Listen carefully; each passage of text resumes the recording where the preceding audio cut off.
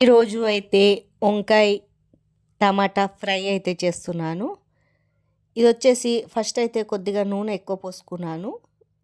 తర్వాత ఒక ఆనియన్ పెద్దది కోసి రెడ్‌గా ఫ్రై చేసినాక ఫ్రెష్ అల్లం పేస్ట్ ఏసుకున్నాను. దాంట్లో కొద్దిగా పసుపేసుకున్నాను. ఈ తెల్ల వంకాయలండి, ముళ్ళొంకాయలు చాలా టేస్టీగా ఉంటది.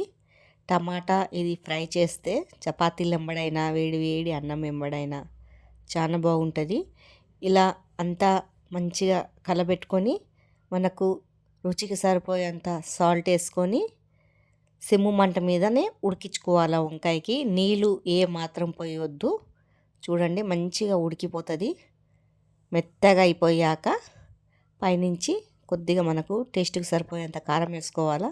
నేను దీంట్లో పచ్చిమిర్చి వేస్తానని కారం అయితే తక్కువ వేసానండి. మీకు పచ్చిమిర్చి అవసరం లేకుంటే కారం వేసుకోండి మీరు ఎంత తింటారో.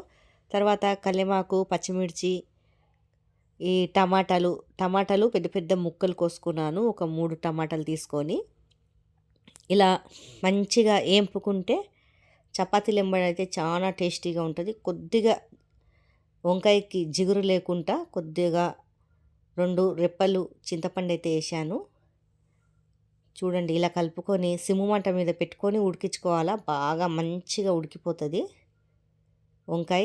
మీలో ఎంతమందికి ఇలా వంకాయ కర్రీ ఇష్టం ఉన్నదో కామెంట్ చేయండి.